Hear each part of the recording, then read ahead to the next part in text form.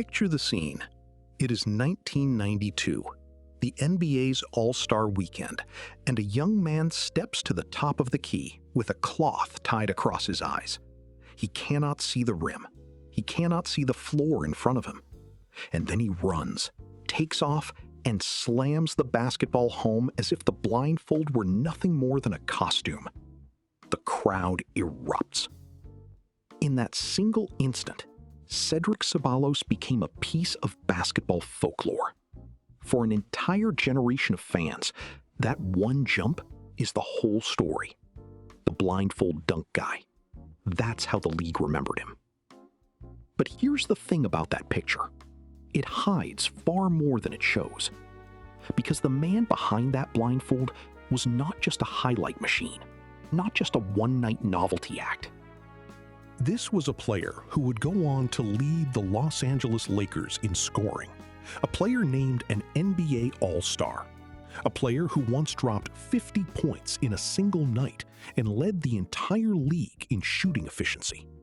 And yet, somehow, the basketball world slowly let him slip out of focus until many fans only remembered the trick, not the talent. So how does that happen? How does a man who stood at the very center of the NBA's attention fade into a kind of half-memory? The answer runs through some strange and dramatic places. A 4-day disappearance in the spring of 1996 that left an entire franchise asking where their leading scorer had gone.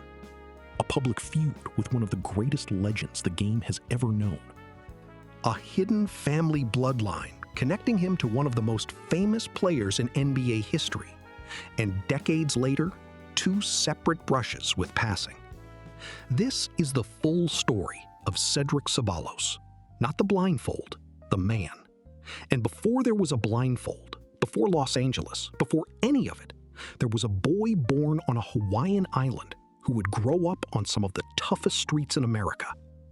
Cedric Ceballos was born on the 2nd of August, 1969, in Maui, Hawaii. Now stop and sit with that for a second. Maui.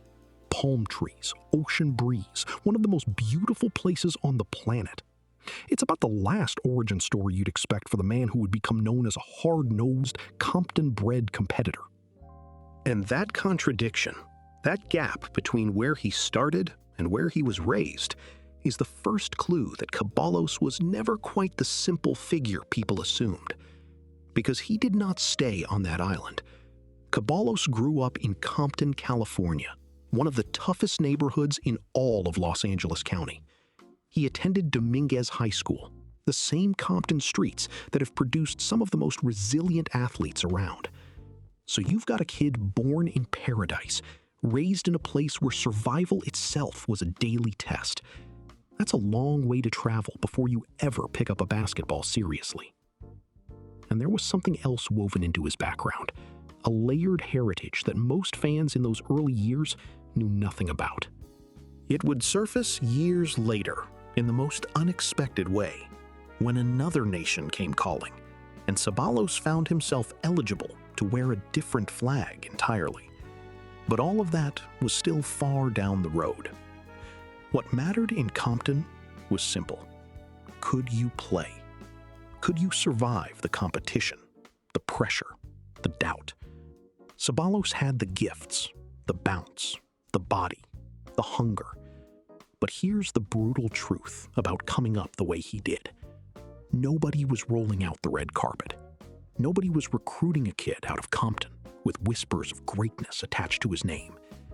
So Cedric Ceballos had to take the long road, the unglamorous road, starting at a place most future NBA stars never set foot in.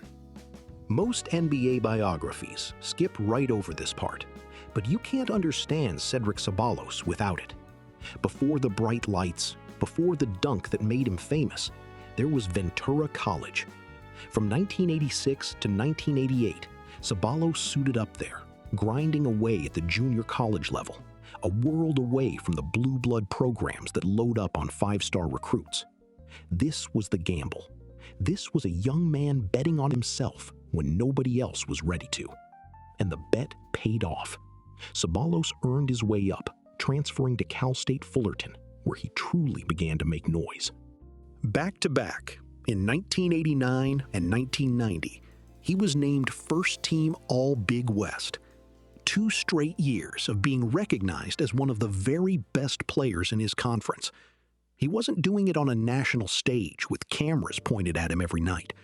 He was doing it a level below the spotlight, proving game after game that the talent was real.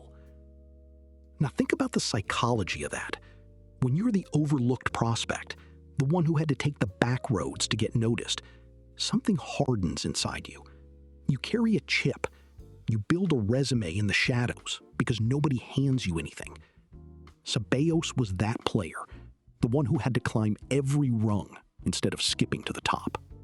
He knew what it felt like to be passed over, and he was determined to make people pay attention. But determination and talent don't always translate into respect on draft night. And on NBA draft night in 1990, Cedric Ceballos was about to learn exactly how the league saw him. 47 names were called before anyone said his. 47. And that single number would haunt and define everything that came after. When the Phoenix Suns finally called Cedric Ceballos' name in the 1990 NBA draft, it came at number 48 overall, deep in the second round. And let's be honest about what that meant back then. The 48th pick is the kind of selection teams practically forget by the time training camp opens. Most players taken that late never establish themselves at all. They bounce in and out of rosters, they ride the end of the bench, and within a year or two, they're out of the league entirely, just names on an old draft sheet. So, in a very real way, that pick was a dare. The Suns were essentially saying, "Prove you belong." And for a while, the doubts looked justified.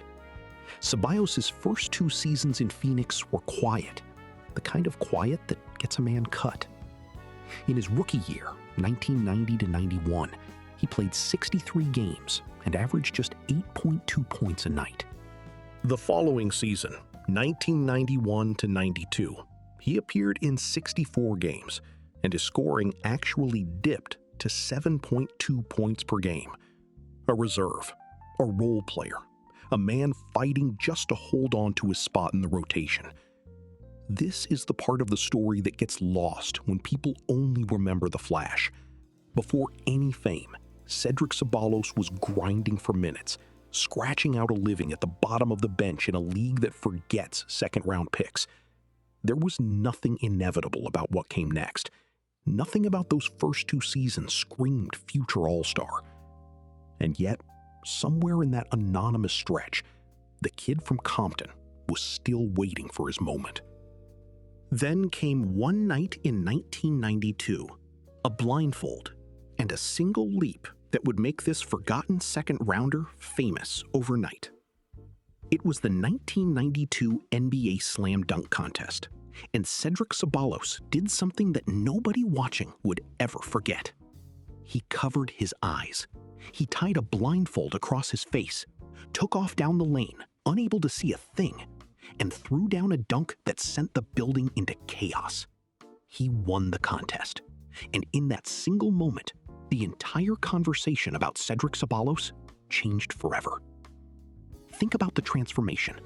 Just months earlier, he was a bench warmer averaging under 8 points a game. A 48th pick most fans couldn't have picked out of a lineup. Now overnight, he was a face, a name, a highlight that played on every sports broadcast in the country. That's the power of one unforgettable moment on the right stage. It can take a man from anonymous to famous between sundown and sunrise. But here's where the story gets complicated, because that blindfold was a double-edged sword. Yes, it gave him instant celebrity.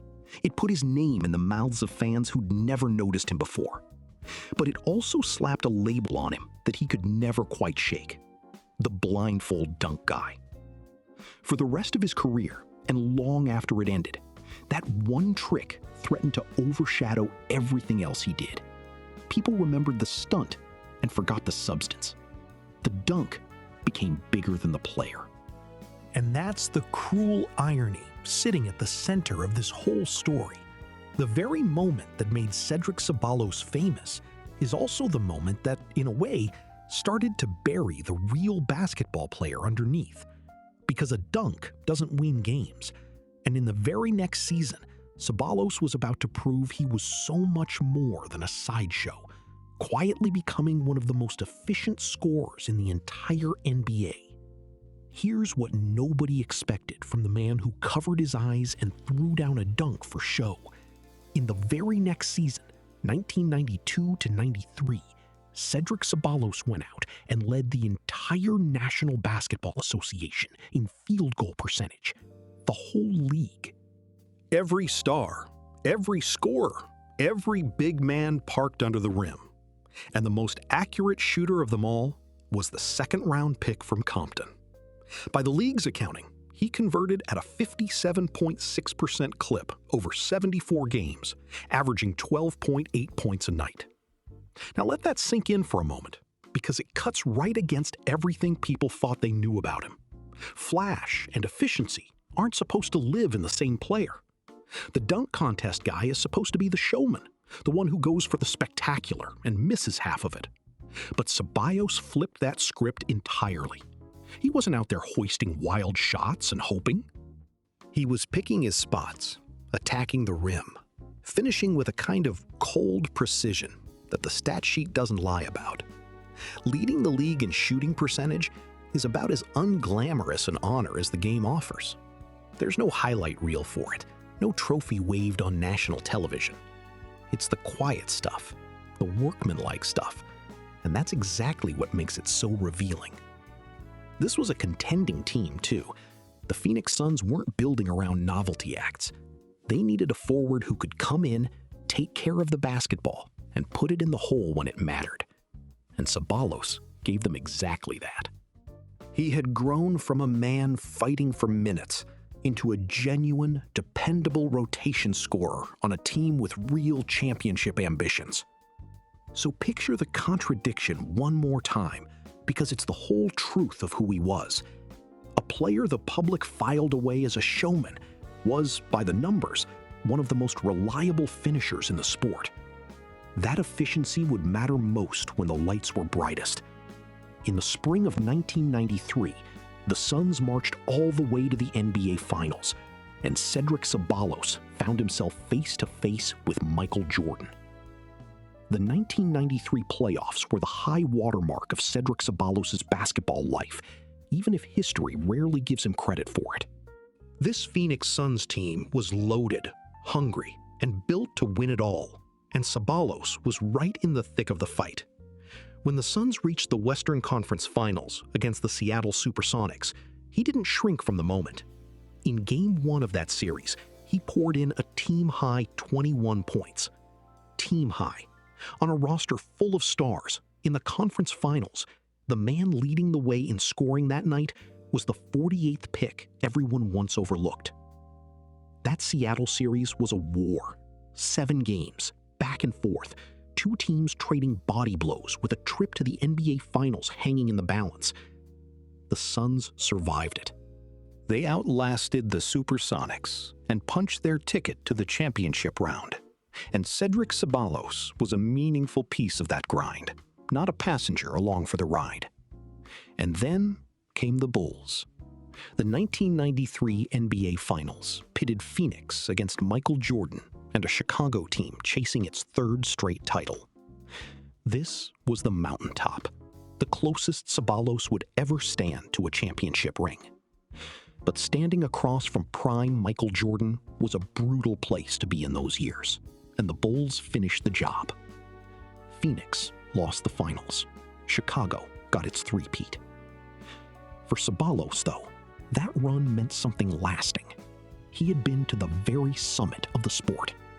He had scored when the pressure was suffocating and the season hung on every possession.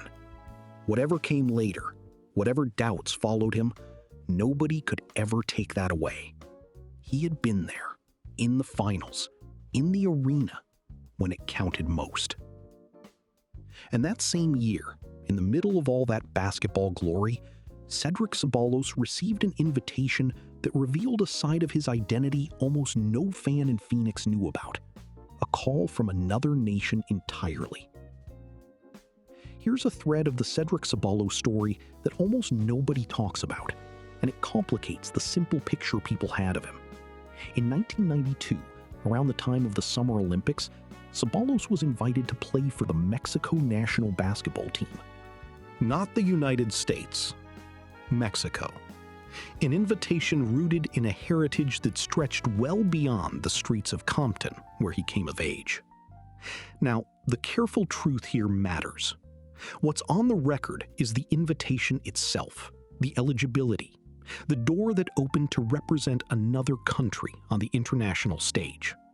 And that fact alone tells you something important about the man. Because the image the public had built around him was a narrow one. The inner-city dunker, the Compton kid with the blindfold, a neat, tidy caricature that fit easily into a highlight package. But the real Cedric Ceballos didn't fit neatly into anything. Go back to the very beginning of his life, and you already see it. Born in Maui, on a Hawaiian island, then raised in one of the toughest corners of Los Angeles County, and now, as a grown man, eligible to wear the colors of Mexico. That's a layered, mixed background, a life that crossed places and cultures most fans never pause to consider. The man contained far more than the label allowed. And that's really the heart of why his story is worth telling honestly. So much of what the basketball world believed about Cedric Ceballos was shorthand, a convenient summary that left out the complicated human being underneath. A showman who led the league in efficiency, a Compton competitor with island roots and a tie to another nation. He was never the simple figure people assumed. But complexity doesn't protect a man from the cold business of professional basketball. By 1994, Phoenix decided this efficient, complicated scorer was expendable, and a single first-round pick sent him to the brightest stage the sport has to offer, Los Angeles. In 1994, the Los Angeles Lakers brought Cedric Ceballos home. They sent a first-round draft pick to Phoenix to get him, and just like that, the kid from Compton was suiting up for the most glamorous franchise in all of basketball, in the very city where he'd grown up. There's a poetry to that you can't ignore. The overlooked second-rounder, the role player, the man who took the long road through junior college, now wearing the purple and gold in the city that raised him. And he didn't just join the Lakers, he took them over. Almost immediately, Cedric Ceballos became the undisputed leading scorer on the team. This was no longer a complementary piece on someone else's roster. In Los Angeles, the offense ran through him. In the 1994-95 season, he averaged a career-best 21.7 points per game across 58 games.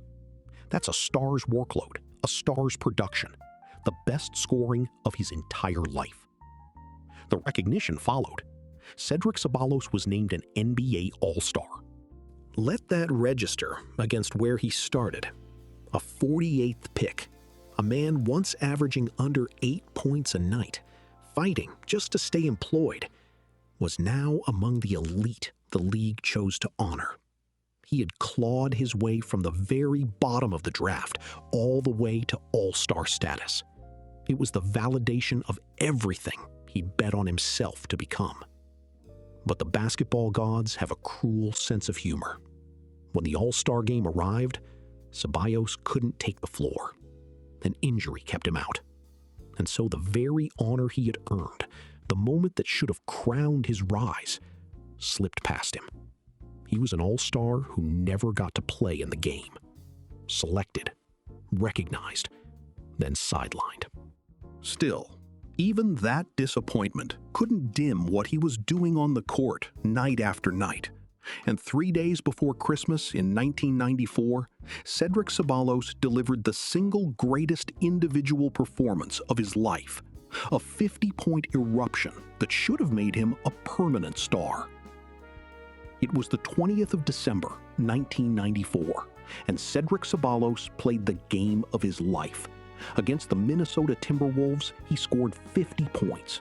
A clean, round, monstrous 50.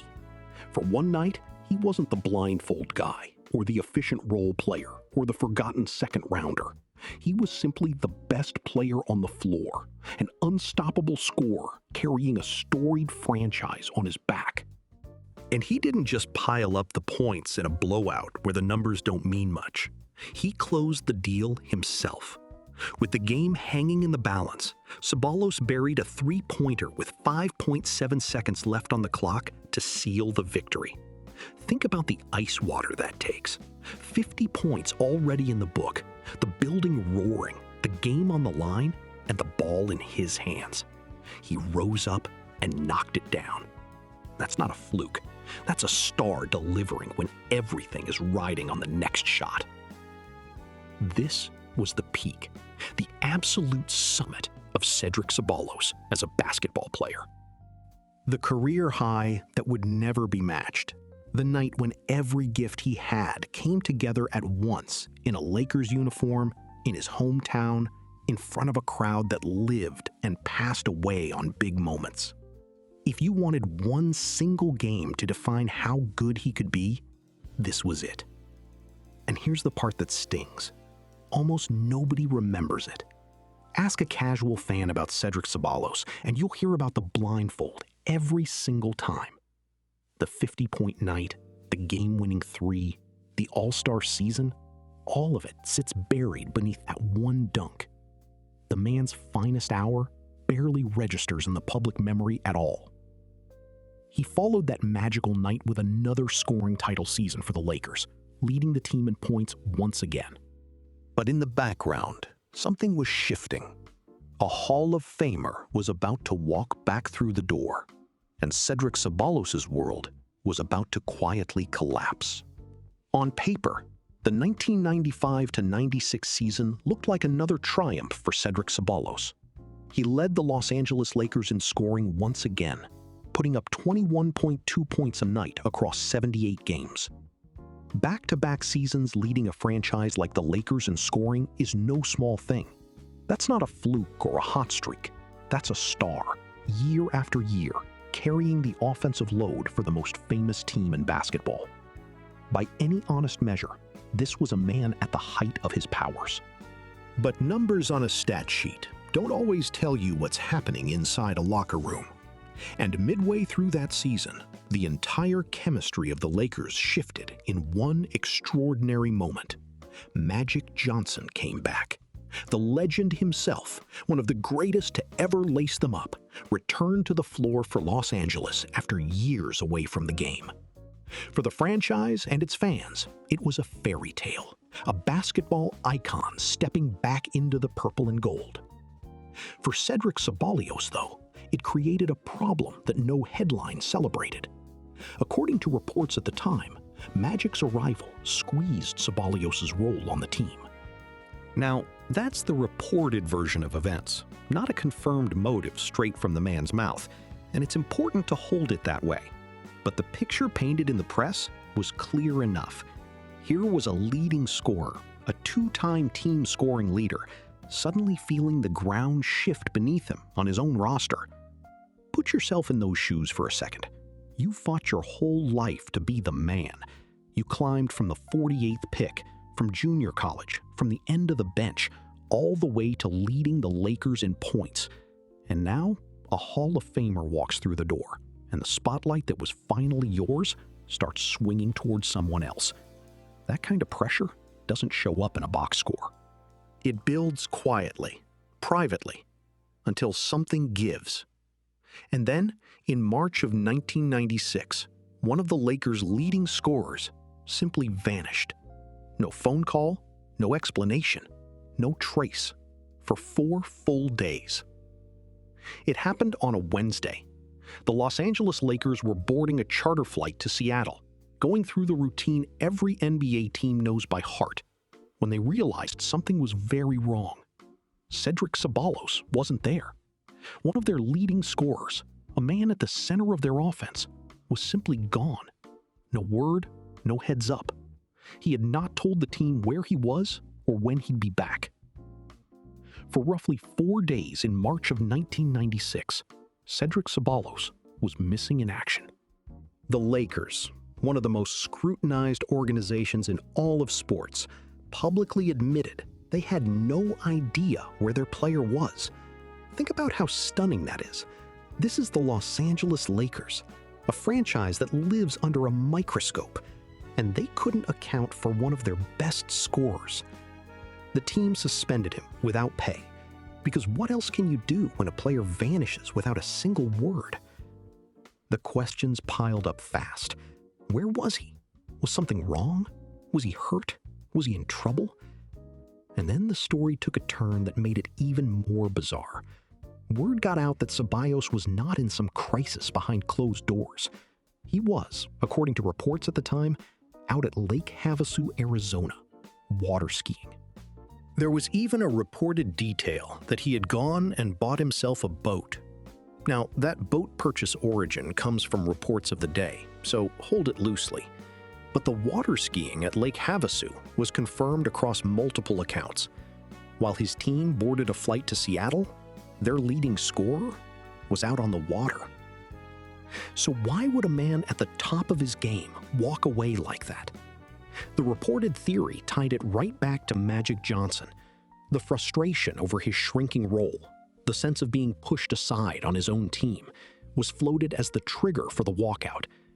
But here's where the discipline of the story matters.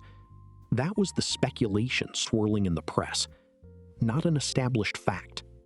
The only firm truth was the absence itself, 4 days of silence that left a franchise scrambling.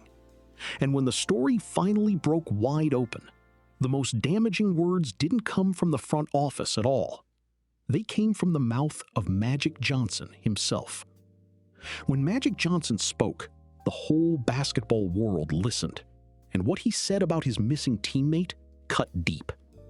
Asked about the disappearance, Johnson delivered a line that would follow Cedric Ceballos for the rest of his career. "If you're on my team," Magic said, "you better have some kind of excuse." Short, sharp, and unforgettable. It wasn't the front office throwing the hardest punch. It was a Hall of Famer, a Lakers legend, drawing a line in the sand and putting Ceballos on the wrong side of it. The front office wasn't quiet either, but their tone was different, more wounded than angry. General Manager Mitch Kupchak and head coach Del Harris both spoke publicly about their disappointment, and the heart of it was the same. It wasn't only that he was gone, it was that he hadn't communicated. He hadn't picked up a phone, hadn't reached out, hadn't given anybody a reason or a warning. For a team built on trust and accountability, that silence stung as much as the absence. When Ceballos finally returned, he didn't dodge it entirely, but he didn't open the door all the way either. In his own words, he said, "I had some very personal and family problems to deal with. I apologize. It just got to a point where it was just a little too much for me. I just needed time." And then he stopped. He refused to elaborate on what those family problems actually were. He left it there. A door cracked open just enough to show there was pain behind it, but never enough to see inside. And that refusal is what makes this chapter so haunting all these years later. We're left with two competing stories. On one side, the press theory of a frustrated scorer walking out over playing time. On the other, the man's own quiet words about personal and family troubles, too heavy to carry. The truth of those 4 days belongs to Cedric Ceballos alone, and he chose to keep it. The Lakers, for their part, weren't finished making their point. Even after he came back, they kept him suspended for one more game. Whatever the truth behind that disappearance, the organization had seen enough.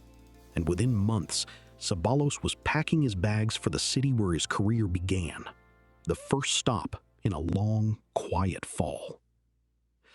Before the 1996-97 season got rolling, the Los Angeles Lakers made their move. They shipped Cedric Ceballos back to the Phoenix Suns, sending him along with Rumeal Robinson. And in return, they they brought in Robert Horry and Joe Klein. On the surface, it was just another NBA trade, the kind that happens every year. But buried inside that transaction was an irony so sharp it almost writes itself. Because Robert Horry, the man the Lakers got back in that deal, would go on to become a Los Angeles championship legend. Big Shot Rob, a name that would be stitched into Lakers history through title runs and clutch shots that fans still talk about to this day. The player sent the other way in the deal that moved Ceballos out became one of the most beloved winners in franchise lore. Meanwhile, the man being shown the door was heading back to where his rise had started, his star already beginning to dim. You couldn't script a crueler contrast. That season told the story of a career in transition. Ceballos played just 8 games for the Lakers before the trade, averaging 10.8 points, a shadow of the 21-point scorer he'd been a year earlier. Then he landed back in Phoenix and put up 42 games at 15.3 points a night. Respectable numbers, useful numbers, but no longer the production of a man the league built offenses around. He was becoming a contributor again, a piece, not the centerpiece. This was the turning of the wheel. The All-Star season, the 50-point night, the back-to-back scoring titles for the Lakers, all of it was now behind him. What lay ahead was something far less glamorous, a stretch of the road that humbles even the proudest players. From Phoenix, the descent only steepened. Dallas, then Detroit, then a deal so lopsided it read like a man being passed around the league, with the lights slowly dimming on his career. In 1998, Phoenix moved on from Cedric Ceballos, trading him to the Dallas Mavericks in exchange for Dennis Scott. And so began the part of the journey that every aging player dreads, the stretch where you stop being a building block and start becoming a movable part, a name swapped from one roster to the next as teams shuffle their decks. The deals kept coming, and each one carried a little less dignity than the last. In 2000, Dallas packaged Ceballos with John Wallace and Eric Murdoch and sent the group to the Detroit Pistons, getting back Christian Laettner and Terry Mills. By now, he was a supporting piece in someone else's transaction, his name listed among the others being shipped out. And in Detroit, the bottom truly fell out. He appeared in just 13 games for the Pistons before he was moved again, this time to the Miami Heat. Look closely at the shape of that Miami trade, and you can see the cold math of a fading career. Ceballos was sent out with 2 second-round picks attached, in exchange for a single second-round pick. Let that settle for a moment. To move him, a team had to throw in extra draft assets, sweetening the pot just to get the deal done. There is no harsher verdict the league can deliver on a player than that. A few years earlier, he was dropping 50 in a Lakers uniform and earning all-star honors. Now, he was being passed along with picks attached, like ballast a team needed to unload. The final act came in 2001. Ceballos tried to catch on with the Denver Nuggets, one more shot to keep his NBA dream alive. But he was cut. And just like that, the road that began as a 48th pick in Phoenix and climbed all the way to the bright lights of Los Angeles came to its quiet end in the league he'd fought so hard to belong to. Most players, facing that kind of finish, would have quietly gone home, hung up the sneakers, and let the memories settle. But Cedric Ceballos was not built that way. He refused to stop. Instead, he went chasing the game across oceans, to places no NBA fan would ever think to look. When the NBA closed its doors on Cedric Ceballos, he did something most former stars never dream of doing. He packed his bags and went looking for the game somewhere else, anywhere else, even if it meant flying halfway around the world to find a court that would have him. The pride that had carried him from the bottom of the draft now refused to let him sit still. In 2002, he signed with Hapoel Tel Aviv in Israel, a chance to keep playing professional basketball on a new continent. It didn't last. He was waived after just a couple of games, a quick and quiet ending before anything could really begin. But he didn't head home. Instead, he turned up in Russia, suiting up for a club out of Mineral Wadi, a place most American fans couldn't find on a map. From there, the journey stretched even further, all the way to the Philippines, where he played for the San Miguel Beermen in the Philippine Basketball Association. Stop and picture that. A man who once led the most glamorous franchise in basketball in scoring, who buried a game winner in front of a roaring hometown crowd, now grinding out games in Israel, Russia, and Southeast Asia. These weren't farewell tours or paid exhibitions. He was lacing them up for real, on shrinking stages, in front of crowds who may have had no idea they were watching a former All-Star. And the road kept going, even back on American soil. In late 2004, he joined the Los Angeles Stars of the American Basketball Association, a far cry from the NBA Lakers he'd starred for in that same city. Years later, in 2007, he turned up again with the Phoenix Flame of the International Basketball League. Eventually, he didn't just play in those lower leagues. He became part owner of one, the Arizona Scorpions. He was a man flat out unable to let go, playing into his 40s on courts the basketball world barely knew existed. But every long road eventually bends back toward home. And for Cedric Ceballos, home was Phoenix, the city where it all started. He would return there one more time, only now, not as a player. This time, he came back as the voice and the face the franchise would adopt as one of its own. The remarkable thing about the second act of Cedric Ceballos is that it might have been even bigger in terms of pure visibility than the first.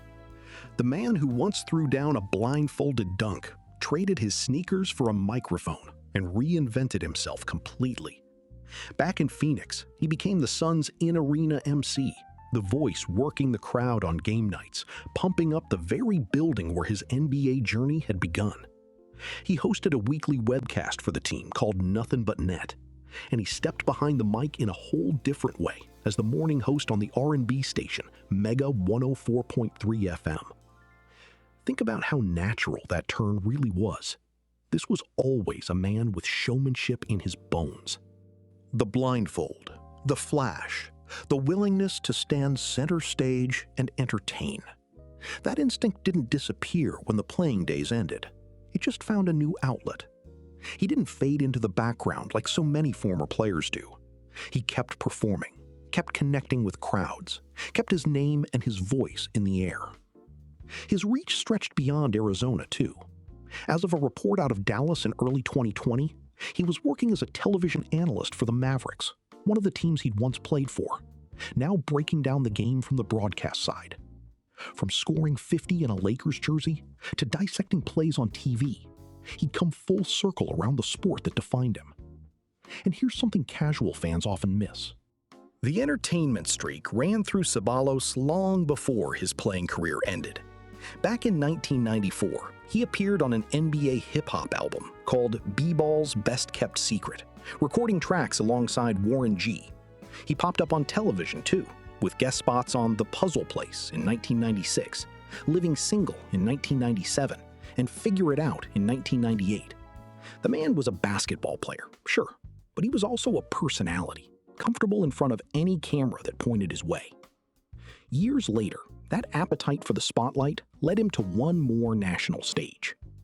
He teamed up with former NBA player Shawn Marion to compete on the 30th season of The Amazing Race, racing across the globe on network television.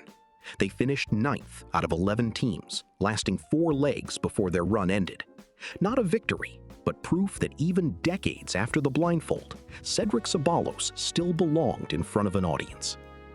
But while he was busy building this very public second life, a quiet, private fact about his Lakers years was beginning to surface. A family bloodline connecting him to the most famous Laker of his generation. Here is a connection that adds an entirely different weight to Cedric Ceballos' time in Los Angeles, and it's one most fans never knew. According to reports, Ceballos is a second cousin of Kobe Bryant. The way the family tie is described, their grandfathers were brothers, which places the two of them on the same branching family tree. Two basketball players, bound not just by a uniform, but by blood. Now sit with the timing of that, because it's almost haunting. Ceballos wore the purple and gold from 1994 through 1997.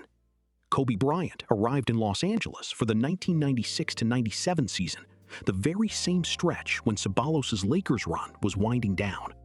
So for a brief window, the two shared a franchise and a bloodline at the same time. One was an established scorer whose star was quietly dimming. The other was a teenager just beginning a climb that would end with him as one of the greatest to ever play the game.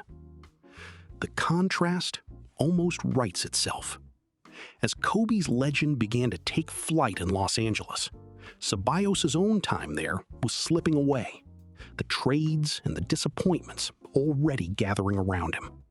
Same city, same jersey, same family tree, but two careers heading in opposite directions. One ascending toward immortality, the other beginning a long fade from the spotlight. And then came January of 2020 and the loss of Kobe Bryant that shook the entire world. For Ceballos, this wasn't just the passing of a basketball icon the way it was for millions of fans. By the family account, this was kin. A relative gone far too soon. It casts his short, bright peak in Los Angeles in a deeper, sadder light. A reminder that behind the stats and the trades were real people, real families, and real grief. Family blood would matter more than ever in the years that followed, because Cedric Ceballos was about to face two separate brushes with his own mortality. The man who once soared through the air with his eyes covered would, in the years after basketball, come face to face with just how fragile a body can be. In 2011, word came that Cedric Ceballos had suffered what his publicist described as a series of small heart attacks. That attribution matters, so hold it carefully. This was the language his representative used publicly, not a detailed medical record laid out for the world.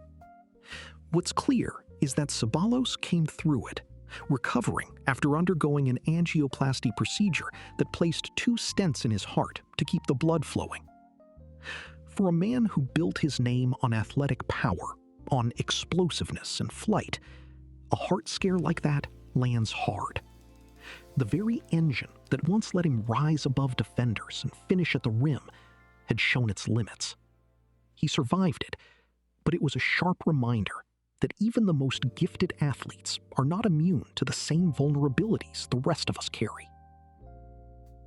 Then came 2021, and a far more public, far more frightening fight. Ceballos contracted COVID-19, and it hit him hard enough to land him in intensive care. And in a deeply human gesture, he didn't hide it. He shared photographs of himself from the ICU, letting people see exactly how serious it was. On the 13th of September that year, he spoke out publicly with an update that was both hopeful and sobering. He said he was finally free of the virus itself, but he was still struggling, still having trouble breathing, still having trouble simply walking. Let that image settle for a moment, because it's almost unbearable in its contrast. The same Cedric Ceballos who once leaped through the air blindfolded, who dropped 50 points and buried a game winner with the building shaking, was now fighting just to take ordinary steps across a room. The high flyer brought down to the most basic human struggle of all, the fight to breathe, the fight to move. He had stared down prime Michael Jordan in the finals. Now he was staring down something far more relentless, and he let the world watch him do it. Which leaves the final haunting question hanging over this entire story.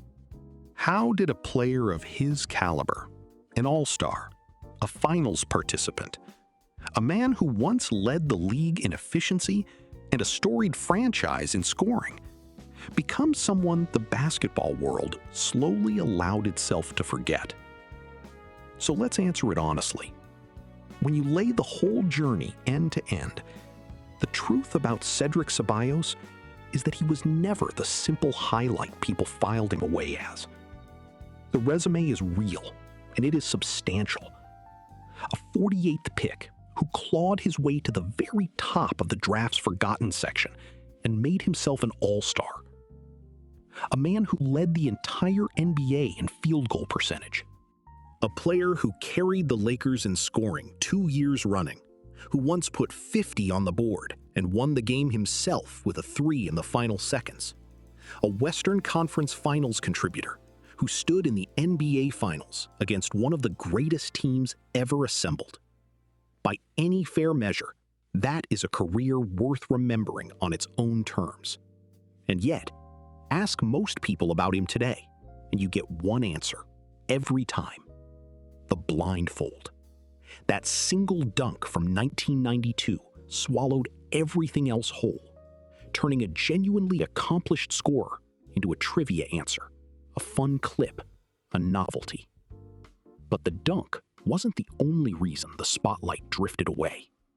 The 4-day disappearance in the spring of 1996 gave the basketball world a different kind of story, one of mystery and frustration, and a leading scorer who walked away without a word. The trades that followed, each one a little colder than the last, until he was being moved with extra draft picks attached, just to get a deal done. The slow slide from centerpiece to afterthought, then out of the league entirely, then off to courts across the world that the cameras never followed. Piece by piece, the league simply moved on, and the man got left behind in its memory. What makes his story land, though, is everything that lived underneath the basketball. The boy born in Maui and raised on the hard streets of Compton. The layered heritage that once made him eligible to represent another nation. The showman who reinvented himself behind a microphone when the jersey came off. The quiet bloodline tying him to a Laker who became a legend, and the grief that came with losing him. The heart scare and the fight to breathe through a virus that nearly took him. That is not the story of a one-trick novelty. That is the story of a complicated, resilient, fully human athlete who stood at the center of the NBA's attention, then watched it slowly turn elsewhere. Cedric Ceballos deserves to be remembered for the whole climb, not just the leap he made with his eyes closed. And maybe, telling it this way, that's exactly what he finally gets.